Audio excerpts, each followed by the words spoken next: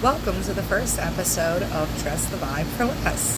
Because this is my first challenge, I did decide to go with a relatively low-hanging fruit. The 4th of July is coming up. My friend throws a party every single year, so I will need a fit for that.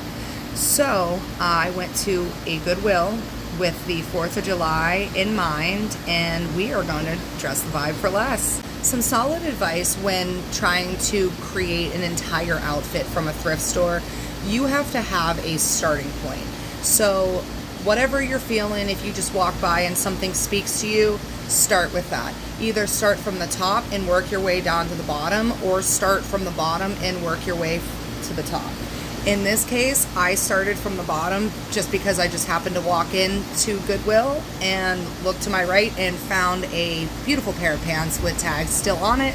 So that is where we started. When you walk into a thrift store, their sizes are really just a suggestion. And trust me when I say I have a very weird body shape, and I'm not saying that in a negative way in any means at all.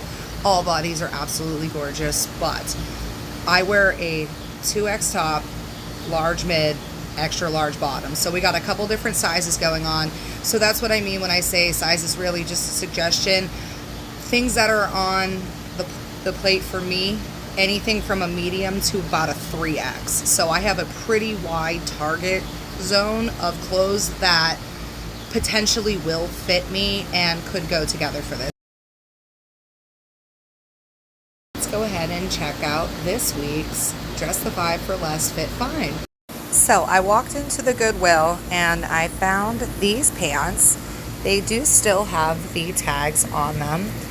They were $7.99, and I decided that I would start there. This would be my starting piece. So this would be the bottom of what will be the 4th of July outfit.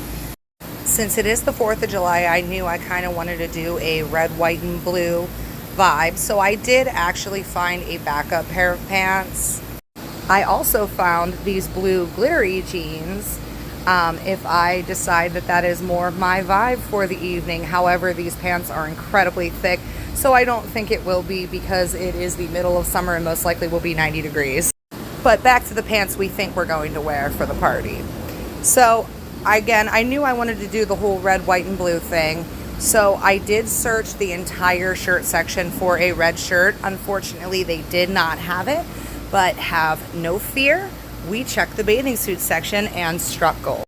A red, white, and blue bikini for $5.99.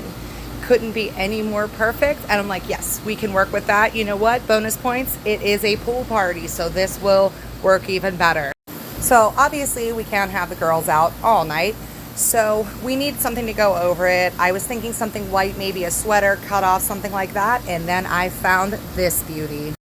We found a sheer white top to go over our red, white, and blue bikini with gold accents, which is absolutely perfect because it matches a pair of shoes that we already have.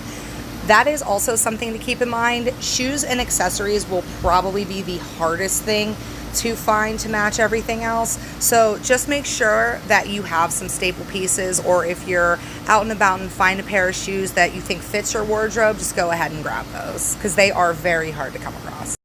I was lucky enough to have found these white sandals, also with the gold accents, at TJ Maxx. This was actually a separate adventure, but it happened to really work out for me. As for accessories, I do actually have a couple options. I have this beautiful penguin purse that I thrifted several years ago. That is an option. Although I will say I don't love mixing silver and gold, so I did have a backup with gold accents. This black purse that I got from Goodwill probably about 7 years ago. I think that's going to be the one. So with that being said, let's check out the final product.